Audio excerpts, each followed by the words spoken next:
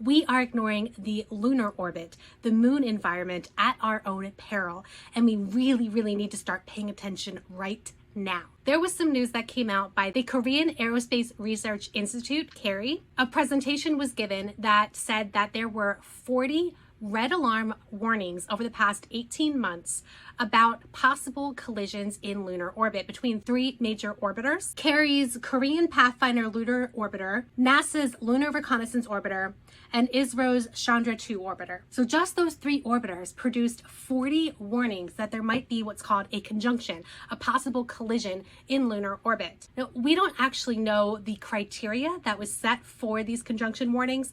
My guess is they were a bit too conservative. We don't know what close approach distance estimate set off an alarm. They did say that many of these alarms, these 40 red alert alarms, were resolved naturally without them doing anything.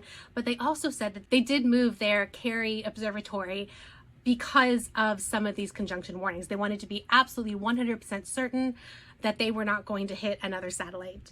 And the reason why this was brought up was that we don't have any kind of mechanism to decide how close is too close, what the criteria are for moving, who moves, how to alert international partners that there might be a possible collision, conjunction alert. We're starting to figure this out in Earth orbit. We waited a long time to start really putting up criteria that were internationally abided by. And in fact, it's not all still internationally abided by. There's still lots of things to work out, lots of norms of behavior and guidelines and laws that we need to figure out so that we could be safe in Earth's orbit. So the way that NASA does it, they have what's called a Conjunction Assessment Risk Analysis, KARI. And in that analysis, they look to see what the estimated close approach. And the reason why we need to do this estimated is that we just can't know. We don't have complete eyes in Earth's orbit to be able to tell where satellites are at all times and how close they're going to get. We have to mathematically model these things. And if there is an unpredictable orbit, if there is a piece of space debris, or if there is a defunct satellite that is non-operable, or if it's an adversary satellite that is changing its orbit, then we can't honestly know which direction it's going to go in, how it's going to change its orbital velocity, its orbital trajectory, its inclination, all of that. So it's our best guess, but let's say that we have two satellites that we really know where they're going and where they're going to be, then you still have a probability in there. It's still not 100% certain where things are going to be. And so you have to sort of guess how close these satellites are going to come.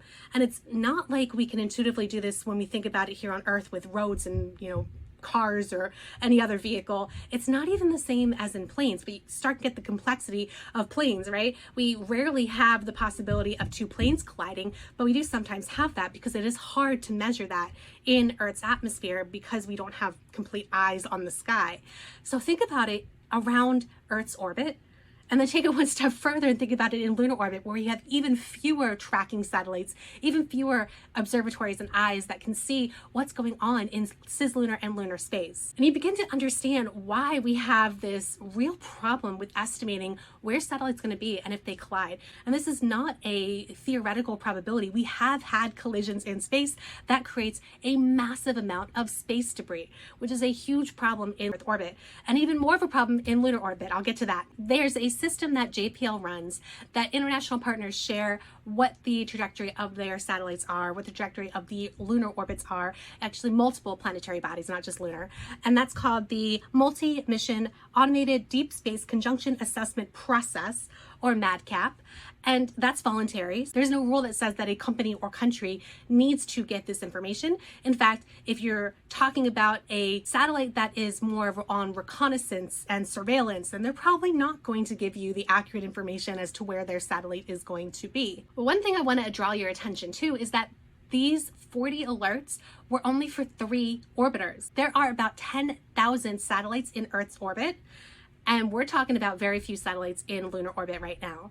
So you can imagine how complex it's going to be as we continue to build up the lunar environment, have more lunar activity. I am so excited about the Artemis program and the fact that we are doing more and more activities and even surface operations here. We're talking about launching and landing things, whether it's an uncrewed lander and rover or whether it's a crewed landing system that has the ascent and descent. Like, you want to truly understand the environment around the moon to safely do any kind of ascent and descent, any kind of landing or launch off the moon. There's even talk of using the moon moon as a launching pad to elsewhere in the solar system. That's a real sci-fi idea that makes sense because of physics. And so it could become a reality. Like, we really need to understand what's going on in lunar environment, make sure that there's not going to be conjunctions that are in the way.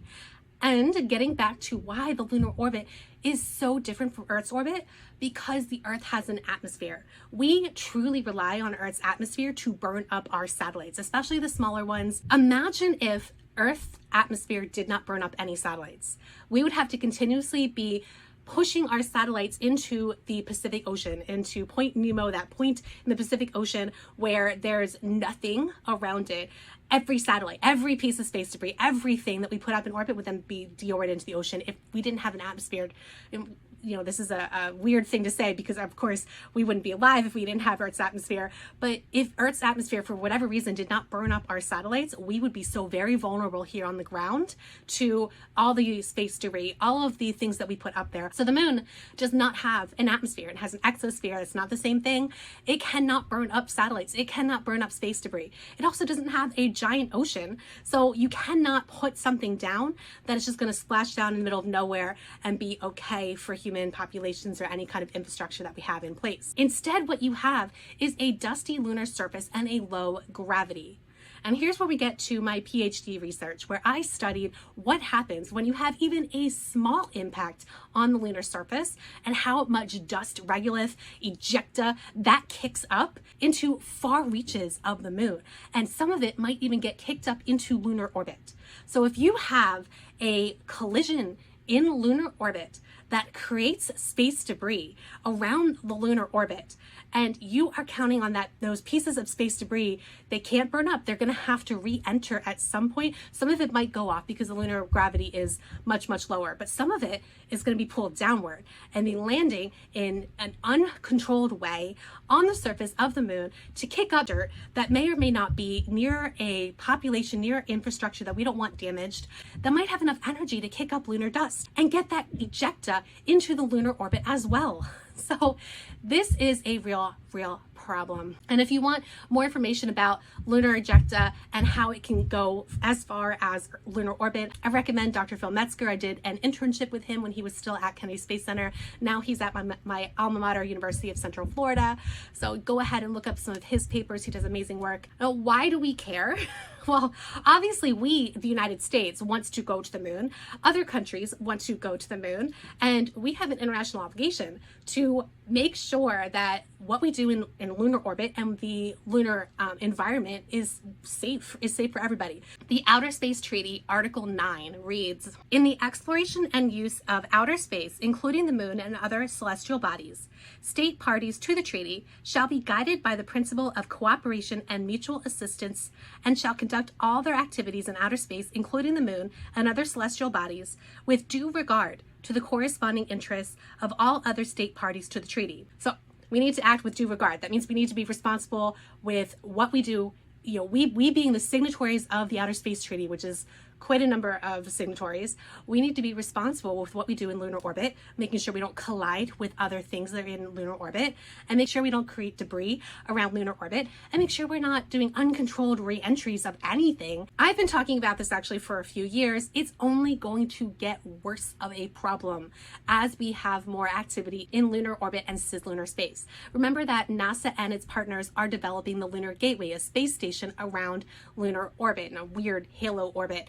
And so we need to be paying attention to the fact that there are humans that are going to be living for periods of time in lunar orbit, as well as hopefully humans eventually on the surface of the moon, and hopefully staying for longer periods of time in the 2030s. And of course, it's not just NASA. China also has its program where it wants to create a lunar base and have people living on the surface of the planet.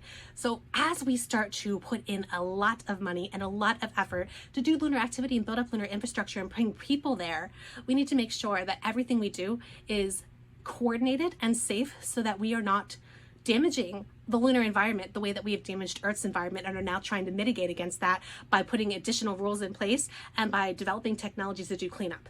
Now, the good news is those technologies to do orbital cleanup in Earth's orbit are similar technologies that can be used in lunar orbit. So there is hope there. I look forward to seeing how this is going to play out. Really, nobody knows what this is going to look like in 10 years. I can only tell you that as we continue to ignore this problem, it's only going to get worse. I was surprised to see that presentation by Carrie because nobody else is publicly talking about this issue, and it is going to become bigger and bigger a problem that we cannot ignore. We can't afford to ignore.